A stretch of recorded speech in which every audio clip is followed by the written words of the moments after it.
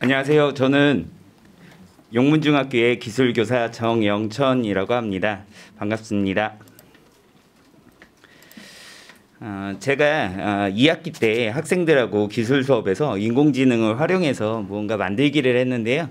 그 수업 사례를 같이 공유해 드리도록 하겠습니다.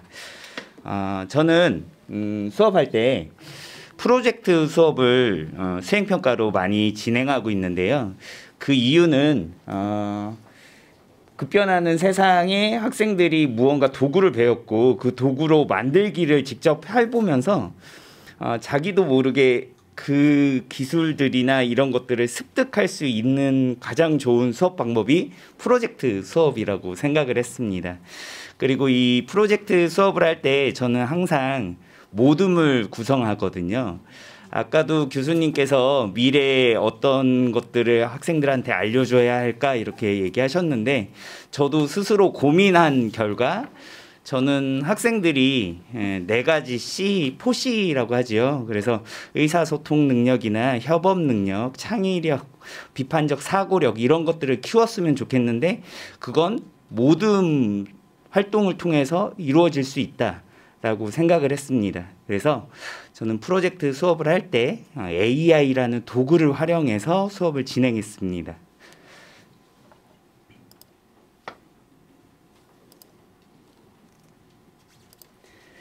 네, 수업 과정을 좀 말씀드릴 건데요. 학생들하고 9차시 수업을 진행했습니다. 그래서 메이킹 전에는 무언가 이제 학습 준비할 수 있도록 무엇을 만들 건지 목표를 설명했고요. 그리고 모든 구성을 같이 했습니다. 그리고 게임을 통해서 인공지능이 어떤 것들을 할 수 있는지 인공지능을 이제 쉽게 접할 수 있게끔 알려주었고요. 그리고 저는 항상 프로젝트 수업을 하면서 학생들이 OPP라고 해서 팀별 홈페이지를 만들게끔 했거든요. 그래서 그 홈페이지에다가 프로젝트의 과정들을 수업을 할 때마다 그 과정을 계속 담을 수 있게끔 했습니다.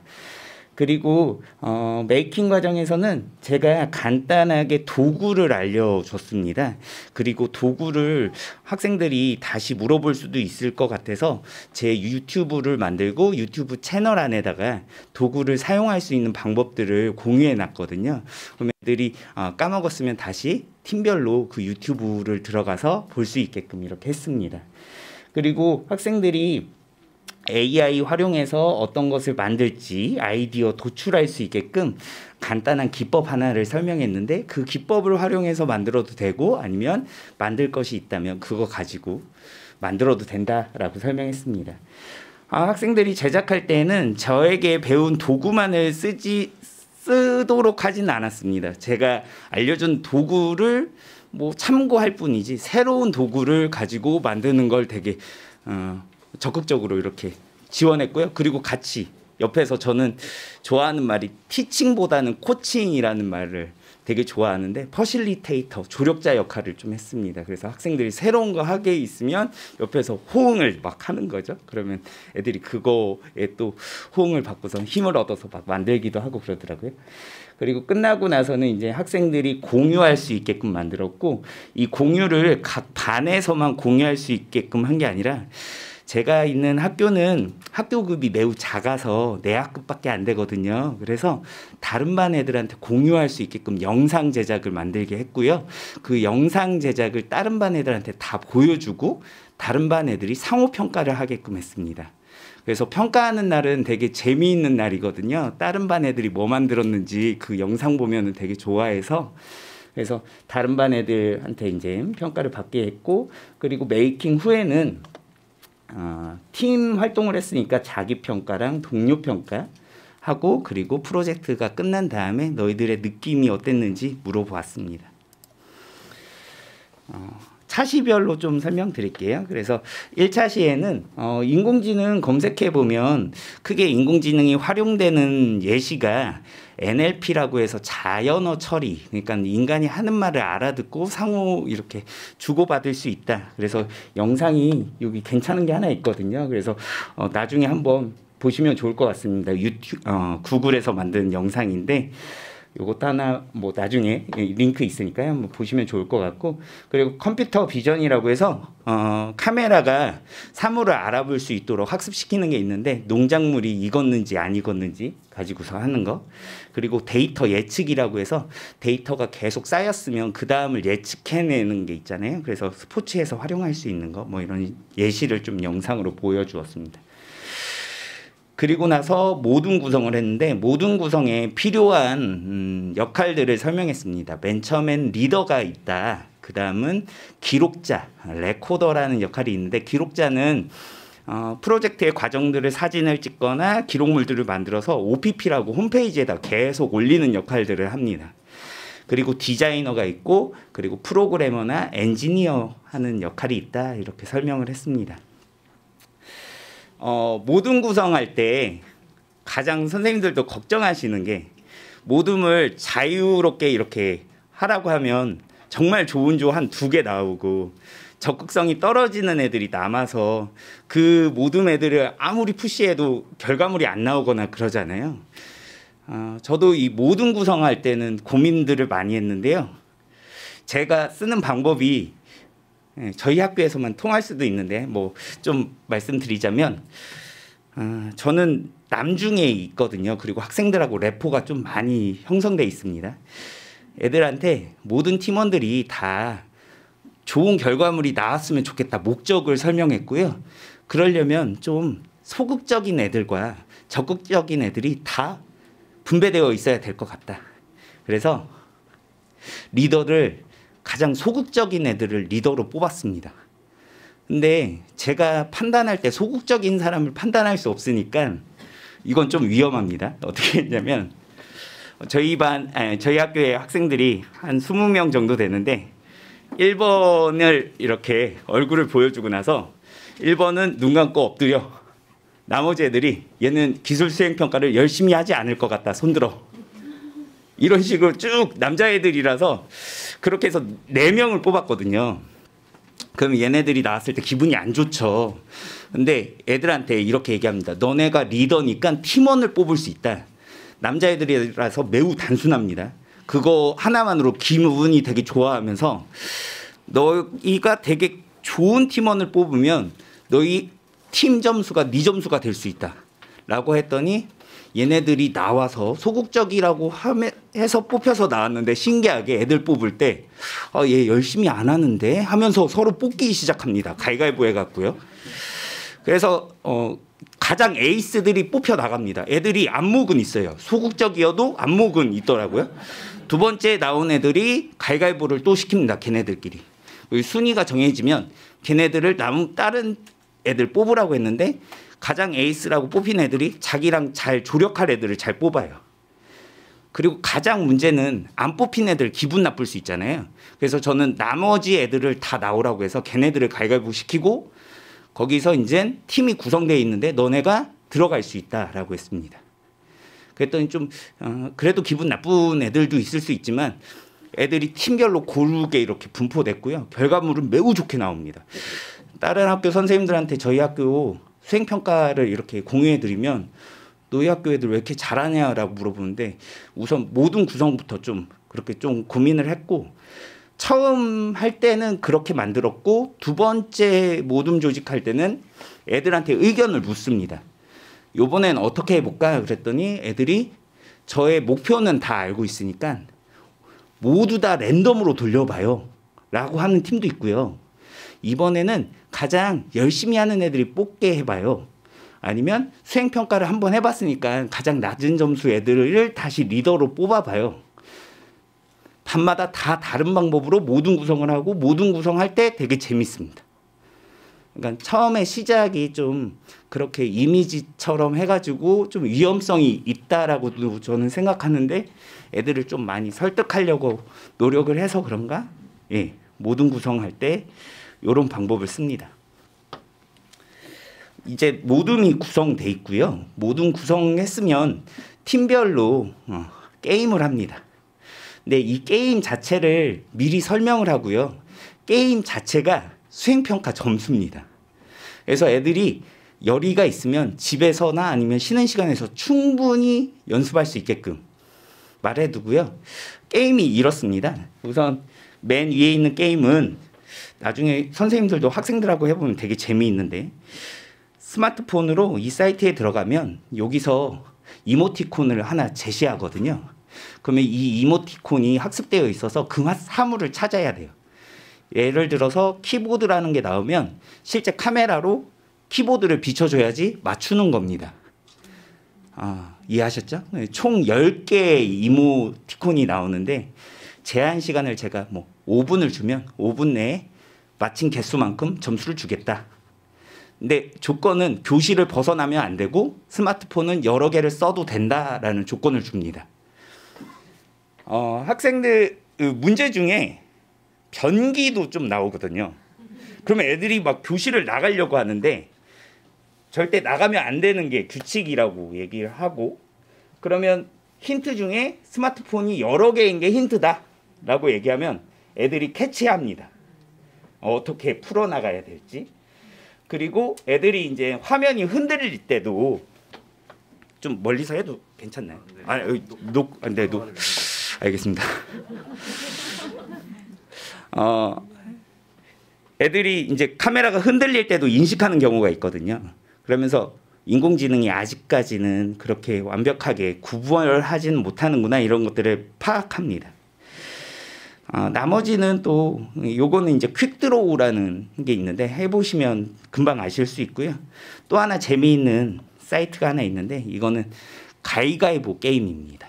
그래서 이 사이트에 접속하면은 가위가위보를 했을 때 주먹이라는 패턴만 계속 내면 확률로 보면 3분의 1 이겨야 되잖아요. 그런데 얘가 패턴을 한 10판 정도 하면 인식합니다.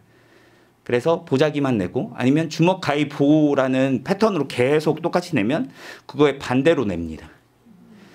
그래서 애들하고 요거 승률 가지고 점수를 줍니다. 그러면 학생들이 그 안에서, 팀 안에서 회의를 엄청 해요. 네. 그리고 이것도 좀 그럴 수 있는데, 저는 수업하기 전에 학생들한테 무슨 얘기하냐면, 저는 기술교사인데요. 선생님이 중학교 때 기술 점수가 60점이었어. 근데 기술 교사를 하고 있다. 기술 점수는 너희들 인생에 아무 영향을 끼치지 않는다라고 얘기합니다. 점수에 연연하지 말고 점수라는 건 너희들이 노력이 있을 때 그거에 대한 보상이다. 그러니까 재미있게 참여해보자. 적극적으로. 이런 걸 전제로 좀 깔아놓고 가니까 애들이 뭐 낼까 아니면은 그 전에 연습할 수 있는 시간을 충분히 줬으니까 애들은 뭐 이 점수가 이게 좀 부당해요 이런 얘기는 하지 않습니다. 그 다음입니다. 이제 OPP를 제작했는데, OPP는 홈페이지입니다. 팀별 홈페이지고, 저는 구글이라는 도구를 썼는데 구글뿐만 아니라 여러 도구들을 써서 홈페이지를 만들 수 있습니다.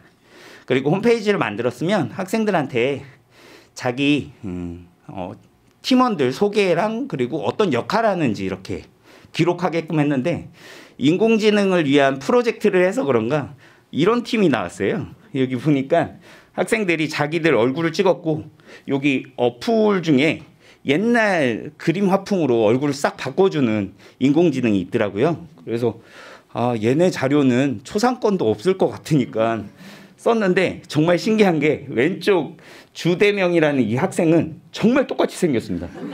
그래서 너무 깜짝 놀랐습니다. 그리고 나서 이제 만다라트라는 기법인데요. 이것도 되게 쉬운 기법이에요. 검색하시면 금방 찾으실 수 있는데 학생들이 아이디어를 못 찾을 것 같아서 그냥 만다라트라는 기법을 한번 썼고, 거기에 있는 단어를 조합해 갖고 문장을 만들고 그 문장에서 한번 아이디어를 찾아봐라 라고도 이렇게 했습니다. 그 다음에 3차시 탐색하기에선 제가 알고 있는 인공지능들을 알려줬습니다. 저는 인공지능에 대해서 그렇게 많이 해박하게 알고 있지는 않은데, 제가 알고 있는 정도만 가지고 얘네들이 무엇을 만들 수 있을까가 되게 궁금했고요. 아니면 요거 말고 새로운 걸 무엇을 찾을까 좀 궁금해서 우선 알고 있는 것들을 알려줬습니다. 티처블 머신이라고 해서 이것도 들어가시면 너무 직관적으로 되어 있기 때문에 바로 아실 수 있고요. 아니면 제 이름을 다시 소개하자면 저는 정영천이고요. 유튜브에 정영천 치면 정영천 중에선 제일 유명하거든요. 그래서 채널이 맨 위에 올라와 있으니까 제 채널에 들어가셔서 이것저것 저 선생님 뭐 가르치고 있구나 그거 보시면 거기에 제가 만든 자료들도 보실 수 있습니다. 그리고 인공지능으로 스크래치 프로그램 써갖고 만드는 것도 있고 허스키렌즈라는 것도 있는데 그런 것들을 애들한테 진짜 간단하게 알려줬습니다. 3차시, 한 차시만 알려줬고요. 그리고 이걸 쓸 애들은 더 공부해봐라 라고 얘기했습니다. 4차시부터는 애들이 설계하기 시작했습니다. 이 그림은 제가 애들이 너무 예뻐서 사진 찍은 다음에 제가 직접 그린 건데요. 그림 그리는 어플도 좋은 것들이 너무 많아서 애들이 이렇게 막 상의하고 있더라고요. 인공지능을 이용해서 소셜 임팩트라고 해서 더 나은 세상을 만들자라는 게 목적이었거든요. 그래서 얘네들이 무인 편의점을 시각장애인은 어떻게 쓸 수 있을까 이런 고민을 했더라고요. 그래서 제가 가지고 알려준 걸로 딱 잘 만들었습니다. 이따가 보여드리겠습니다. 5차시, 6차시부터는 이제 제작을 하게 됩니다. 애들이 인공지능을 개발하면서 인공지능의 문제점들을 파악했는데 그게 뭐냐면 뒤에 배경들이 문제가 될 수 있구나. 상품만 딱 알아봐야 되는데 그래서 얘네들이 배경은 백배경으로 만드는 게 가장 좋다라는 걸 알게 되고요. 그래서 이렇게 상황을 만듭니다. 그리고 7차시가 되면 다 만든 거를 이제 발표하게끔 했는데 이거는 학생들이 잘 만든 애들이 있어서 메이커 대회에 있어가지고 같이 나가갖고 했을 때 얘네들이 발표한 거고요. 그리고 뭐 이렇게 학생들은 항상 아까도 말씀드렸다시피 다른 반 애들한테 보여줘야 되니까 영상을 만들어야 되는데 3분 정도 영상으로 만들려고 이렇게 했습니다. 홈페이지 안에다가 올려놓게 했고요. 학생들 4개 반에서 나온 내용들입니다. 1반에서 인공지능 계산기 만들고 진짜 웃음 판별기 뭐 AR 댄스 교실 뭐 이런 것들을 애들을 만들었는데 이따 영상을 4개 보여드릴 거거든요. 애들 되게 재밌게 잘 만들었습니다. 그리고 상호평가할 때는 이렇게 뭐 QR코드 올리고선 다른 반 애들한테 자기 반 건 평가 못 하거든요. 그래서 12개 팀 중에 좋아요는 4개 누를 수 있다 라고 조건을 주면 좋아요 개수를 많이 받은 애들한테 이제 높은 점수를 주게끔 이렇게 했습니다. 그리고 다 끝나고 나서 저는 항상 자기 평가하고 동료 평가를 시키는데요. 4명의 모두먼이 있을 때 복도로 걔네들을 빼내고 저한테 고해성사하라고 이렇게 얘기합니다. 너 뭐 했어? 이렇게 물어보면 본인은 어떤 역할들을 했다라고 이렇게 쭉 얘기하고요. 학생들한테 여기서 제일 열심히 한 애가 5점이다. 다 열심히 했으면 다 5점 받아도 상관없다, 선생님은. 너가 생각했을 때 너는 몇 점인 게 맞냐라고 얘기하면 맨 처음에 이걸 시도했을 때는 학생들이 겸손해서 그런지 수주 먹어서 그런지 5점이라고 얘기하는 애들이 없었습니다. 4점, 3점이요, 4점 이렇게 얘기하길래 그러면 1점씩 다 올릴게 라고 얘기하고 그 점수를 얘기했으니까 다른 친구들한테 물어봅니다. 얘가 이 점수가 맞느냐. 그리고 애들이 또 친구들 생각해서 높은 점수 줄 수도 있는데 저는 학생들을 말로 이렇게 잘 가지고 노는 것 같아요. 뭐라고 하냐면 너희들이 지금 얘를 객관적으로 평가해주지 않으면 그게 더 나쁜 친구다. 왜냐하면 학교에서는 이 기술 점수가 아무 영향을 끼치지 않는데 얘가 이런 습관을 가지게 돼서 사회에 진출했을 때 사회에서는 냉혹하다. 지금 고쳐주는 게 좋지 않니? 막 하면서 이렇게 꼬십니다.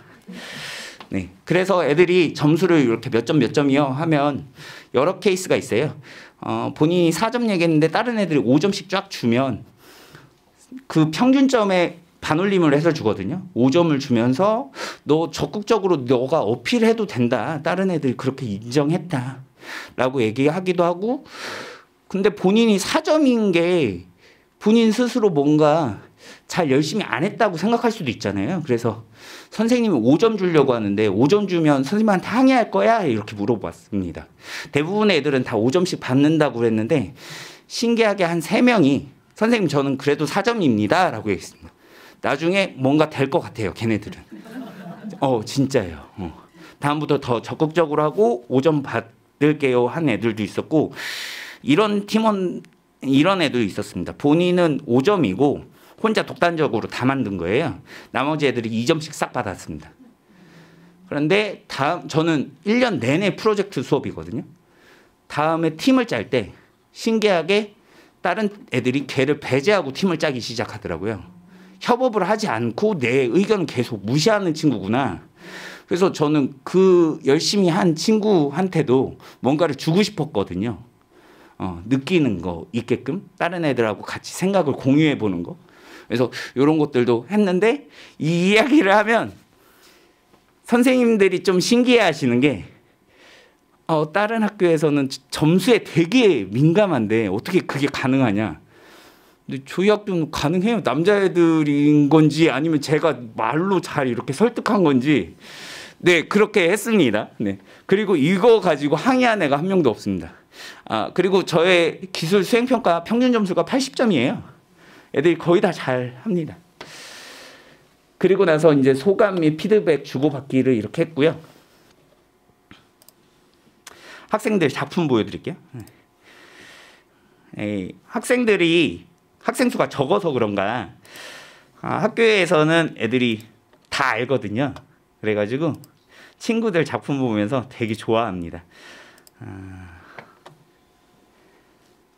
유튜브에 아까 띄워놨거든요. 요 화면을 나오게끔.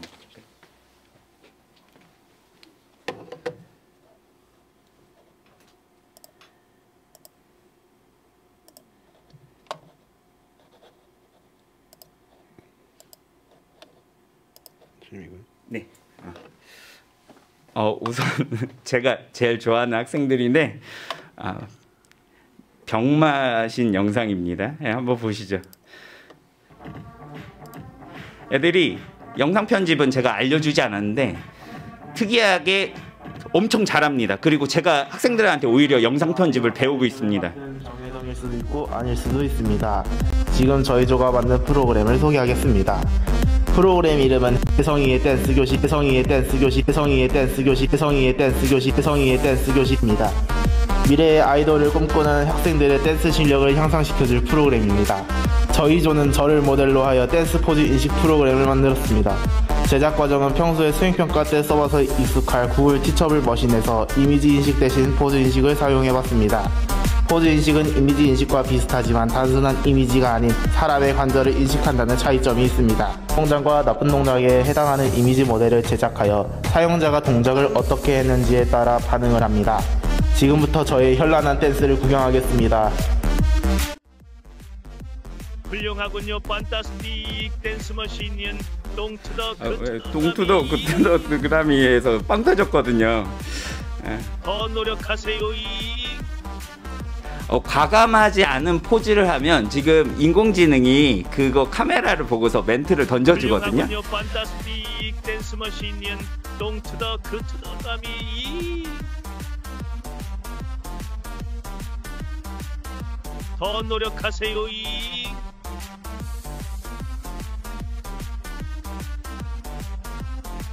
지금까지 혜성이 댄스 교실을 봐주셔서 감사합니다.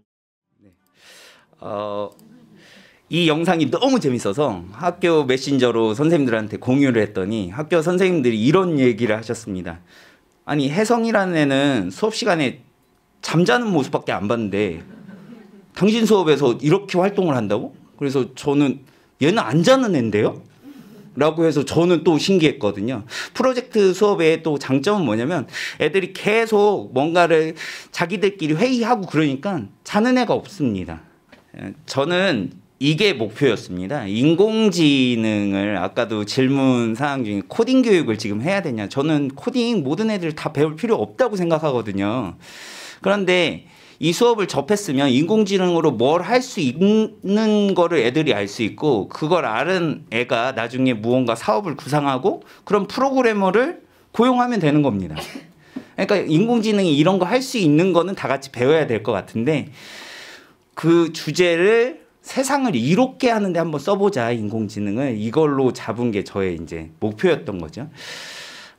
이제 마무리하면서 하나 더 말씀드리고 싶었던 게 저는 인공지능을 가르치면서 애들한테 인공지능 윤리는 수업하지 않았는데 올해 인공지능 윤리를 건드는 작품을 만든 팀이 있었습니다. 그 팀이 무엇이었냐면 성범죄자를 알아보는 인공지능을 만든 애들이 있었습니다.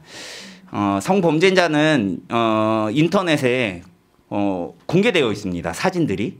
그 사람들의 사진을 쫙 수합해서 다 학습시켰어요.